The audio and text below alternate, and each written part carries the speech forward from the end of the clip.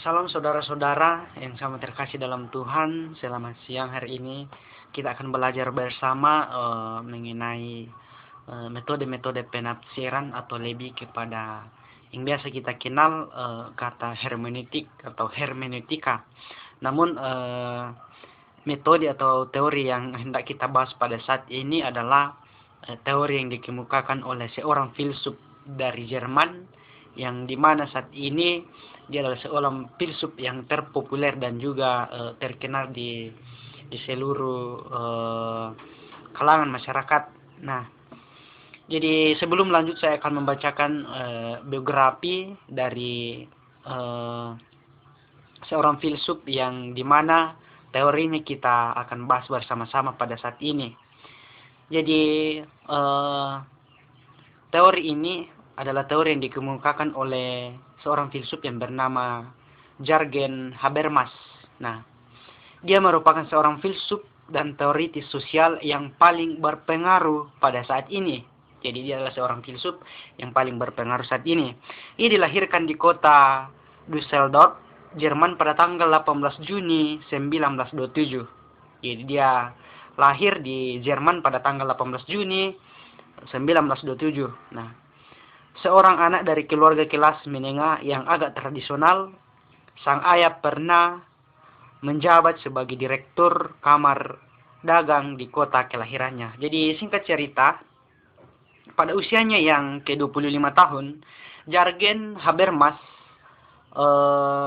bergabung dengan Institut für Sozialforschung atau Institut Penelitian Sosial.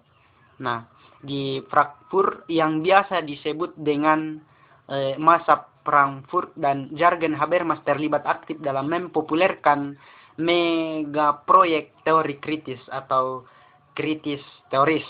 Nah, jadi saat itu ia menjadi seorang yang mempopulerkan kritis teoris. Nah, 2 tahun berikutnya, tepatnya pada tahun 1956, ia telah dipercaya sebagai asisten dari Theodor Weisgrund Adorno. Nah, jadi peristiwa ini yang merupakan sebuah pertualangan yang mengharu biru, karena di lembaga inilah Jürgen Habermas menemukan identitas intelektualnya. Jadi langsung saja saudara-saudara kita masuk dalam pembahasan mengenai teori kritis hermeneutik yang dikemukakan oleh Habermas ini. Nah, jadi dua bagian yang akan kita bahas. Yang pertama adalah Habermas dan teori kritis. Kemudian bagian yang kedua adalah Habermas dan hermeneutika. Bagian yang pertama, Habermas dan teori kritis. Nah, hermeneutika sebagai seni menafsir mengharuskan 3 komponen, yakni teks, penafsir, dan juga penyampaian kepada pendengar. Jadi itu 3 bagian.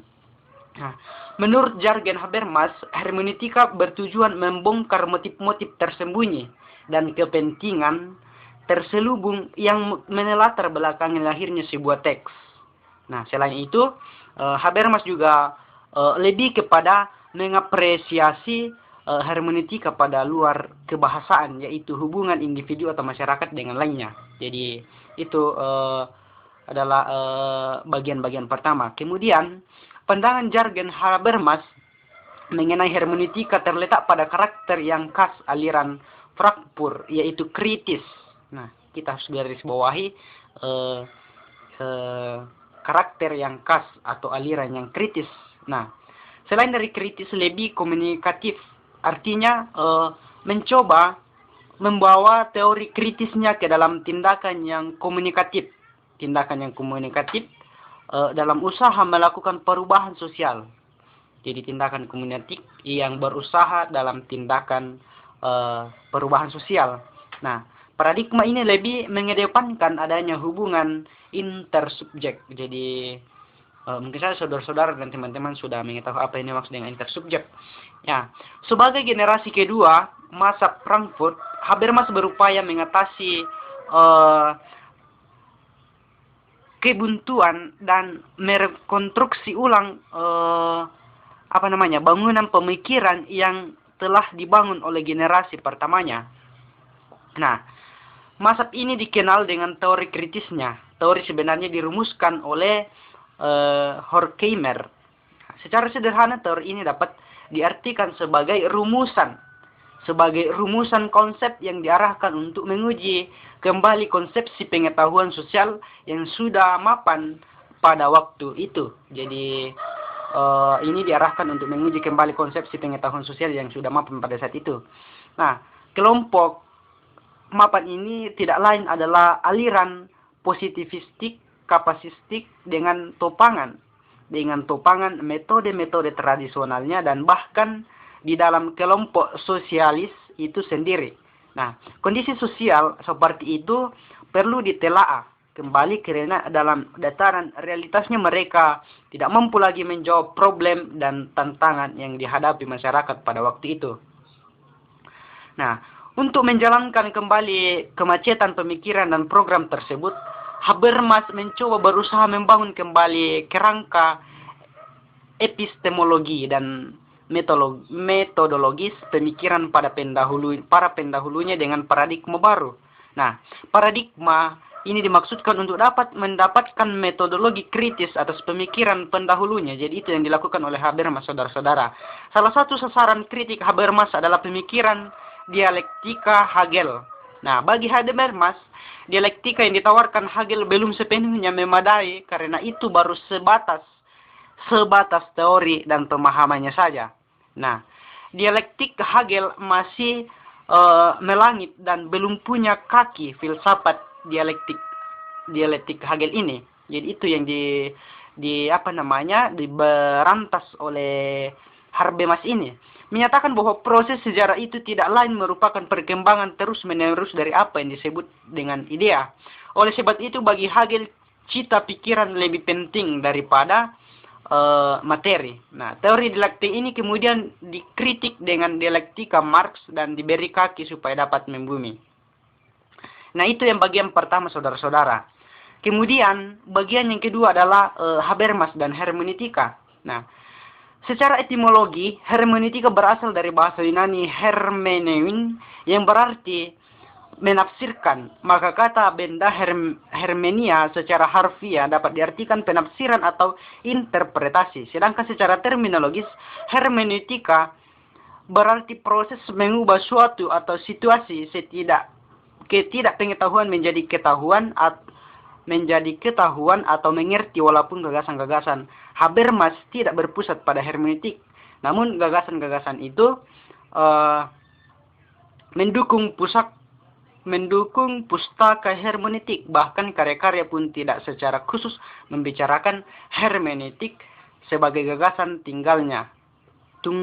Nah, gagasan hermeneutiknya dapat ditemukan di dalam tulisan yang diberi judul Chronology and Human Interest atau pengetahuan dan minat manusia. Nah, dalam konteks ini dijelaskan bahwa konstruksi dari hermeneutika adalah bagaimana cara untuk mencapai pemahaman dan jenis pemahaman dengan menggunakan beberapa metode. Dalam metode pemahaman, Habermas membedakan antara pemahaman dan penjelasan. Nah, ia memperingatkan kita bahwa kita tidak dapat memahami sepenuhnya makna. Kita tidak dapat memahami sepenuhnya makna sesuatu fakta, sebab ada juga fakta yang tidak dapat diinterpretasi, bahkan kita tidak dapat menginterpretasikan fakta secara tuntas. Habermas menyatakan bahwa selalu ada makna yang bersifat lebih yang tidak dapat dijangkau oleh interpretasi, yaitu yang terdapat di dalam hal-hal yang bersifat tidak teranalisiskan. Nah, tidak dapat dijabarkan, bahkan di luar pikiran kita. Semua hal tersebut mengalir secara terus-menerus di dalam hidup kita. Nah, pemahaman hermeneutik sedikit berada di jenis pemahaman yang lainnya, sebab pemahaman hermeneutik diarahkan pada konteks tradisional tentang makna. Habermas membicarakan tentang pemahaman monologis atau makna pemahaman yang tidak melibatkan hubungan-hubungan faktual tetapi mencakup bahasa-bahasa murni, seperti misalnya pada simbol dari perbedaan itu kita mengetahui bahwa monologika adalah pemahaman atas simbol-simbol yang disebut Habermas sebagai bahasa murni karena simbol-simbol mempunyai makna yang definitif. Nah, dapat dikatakan bahwa proyek hermeneutis Habermas adalah proyek hermeneutik sosiokritis. Nah, itulah sedikit teori Habermas yang sempat saya bagikan kepada teman-teman saat ini. Semoga teori atau pelajaran ini menjadi bekal bagi kita, melengkapi kita untuk menjalani proses ke depan.